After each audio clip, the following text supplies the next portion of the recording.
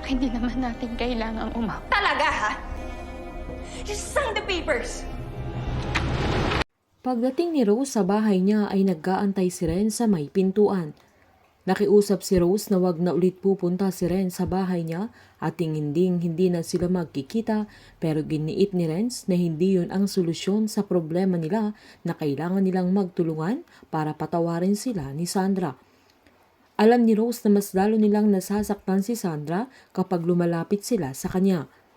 Pinaalalahanin naman ni Renz na hindi niya dapat sukuan ang kanyang anak, pero nanindigan si Rose na hayaan na lang niya ang dalaga dahil yun ang gusto ni Sandra, pero sinabihan ni Renz na wag niyang hayaang habang buhay ni Rose ay galit ang anak niya sa kanya, pero sinabi naman ni Rose na wala na silang magagawa at hayaan na nila si Sandra na matahimik ang buhay niya. Sabay pumasok na ito sa kwarto niya, kaya umalis na din si Renz. Nagkulong si Rose sa kwarto niya habang hinaaplos ang hawak niyang larawan na magkasama sila ni Sandra, na nawalan na ito ng pag-asa na maayos pa ang relasyon nilang muling nawasak. Kinabukasan ay walang kibo si Rose habang nakaupo sa restaurant nila na pinagmamasdan na lang siya ng kanyang mga kaibigan. Saktong dumating si Sandra kaya mas lalong natahimik silang lahat. Galit na sinabi ng dalaga na pumunta siya doon dahil may ipapapirma siya sa mami niya na kasunduan na kay Rose na ang restaurant at hindi na niya pwedeng gamitin ang Sandra sa restaurant nila, na ayaw na niyang magkaroon pa ng koneksyon ang mga pangalan nila.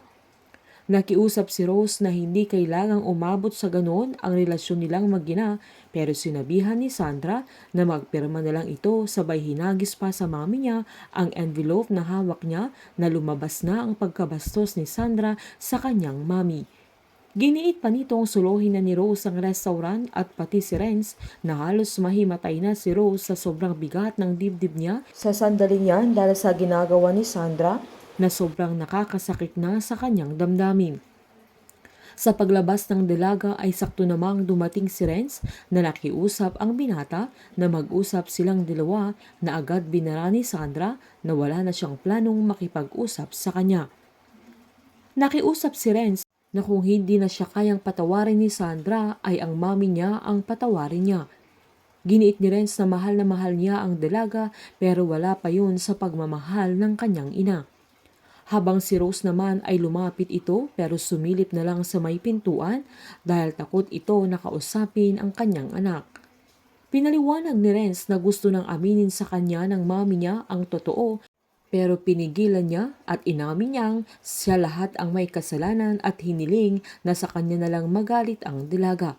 Sarado na ang isip ni Sandra at sinabing magsama na lang sila ni Renz sa Rose dahil tapos na siya sa kanilang dalawa. Sinusubukan ni Renz na kumbinsihin si Sandra upang mapatawad niya ang mami niya, pero hindi na siya pinakikinggan ng dalaga. Si Renz ang punot dulo ng dahilan ng hiwalayan na naman ng mag-ina at sobrang sakit na mararamdaman ni Rose sa mag-ama. Si Rose lahat ang makakaranas ng paghihiganti kay Matt at Sandra. Painit ng painit ang mga tagpo, sabay-sabay po nating subaybayan ang advance episode ng Unbreak My Heart dito po sa aking channel. Patuloy lamang po manood at mag-subscribe para ma-update po kayo sa mga susunod na episode. Marami pong salamat.